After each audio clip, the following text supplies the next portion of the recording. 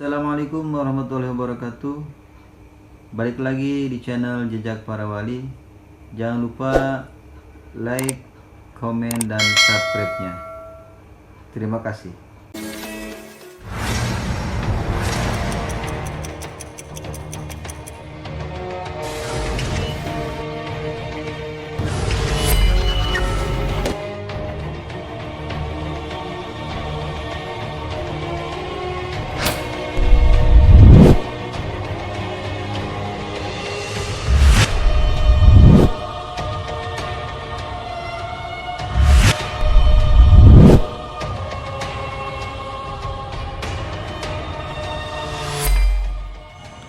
Syekh Muhammad Nawawi Al-Jawi Al-Bantani atau yang lebih dikenal dengan Syekh Nawawi adalah seorang ulama asal Banten yang bertaraf internasional, bahkan dijuluki Sayyid Ulama Al-Hijaz. Hal ini dikarenakan beliau telah mencapai posisi intelektual terkemuka di kawasan Timur Tengah.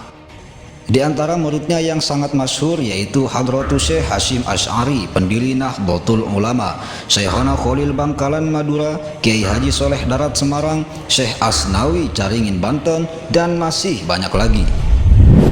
Selain murid-muridnya yang meneruskan tali perjuangannya, banyak juga keturunan atau cicitnya Syekh Nawawi yang sampai detik ini sangat berjasa bagi bangsa dan agama. Salah satu cicitnya yang masyhur adalah Profesor Dr. Kiai Haji Ma'ruf Amin, Mustasyar PBNU sekaligus Wakil Presiden Republik Indonesia saat ini. Selain itu, ada satu ulama masih cicit Syekh Nawawi Al-Bantani yang menjadi paku tanah Banten sekaligus paku di tanah Nusantara. Berikut akan kami bahas cicit Syekh Nawawi Al-Bantani yang menjadi paku tanah Banten sekaligus paku di bumi Nusantara.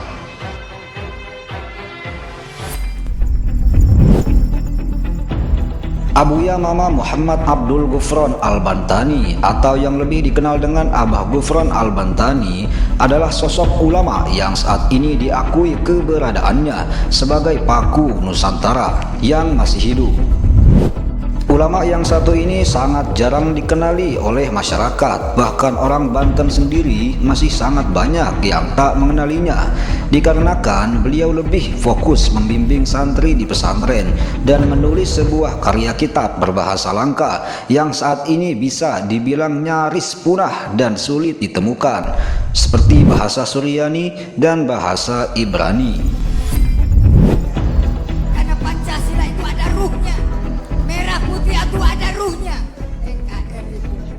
Selain menguasai dua bahasa ini, beliau juga mampu menguasai bahasa Ajam, bahkan bahasa seluruh burung sampai bahasa binatang buas. Di samping mahir dalam mengarang sebuah kitab, ternyata beliau juga sangat ahli dalam menciptakan lagu-lagu kebangsaan dan syair-syair Islami lainnya. Salah satu guru spiritual beliau bernama Abuya Mama Armin Cibuntu Pandeglang Banten, seorang waliullah yang dikenal dengan ilmu hikmahnya kala itu. Nama asli beliau adalah Ius Sugirman. Adapun Muhammad Abdul Ghufran Al-Bantani adalah julukan yang diberikan oleh gurunya Abuya Mama Armin saat beliau diberi amalan dengan dikubur hidup-hidup selama 40 hari 40 malam. Kemudian sang guru Abuya Mama Armin berwasiat kepadanya, jangan pernah sekali-kali kamu menginjak tanah Banten sebelum kamu mampu menyelamatkan umat dunia akhirat, baik itu di Indonesia maupun seluruh dunia. Dan jika suatu saat kamu ingin mendirikan pesantren, jangan pernah memungut biaya serupiah pun. Itulah kalimat yang sampai saat ini selalu terngiang di benaknya. Mungkin itulah sebabnya saat ini beliau bertempat tinggal di Malang, Jawa Timur dan mendirikan pesantren di sana yang sekarang sudah memiliki cabang di mana-mana, dan semua pesantrennya serba gratis tanpa dipungut biaya sedikit pun. Ulama yang satu ini sudah nampak karomahnya sewaktu masih kecil. Banyak sekali keanehan dari diri beliau yang sulit dicerna akal.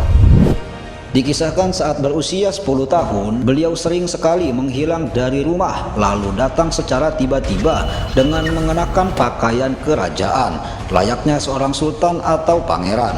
Tujuannya untuk mengobati orang-orang yang sakit di daerahnya. Setelah usai mengobati, seketika saja beliau menghilang kembali, entah kemana.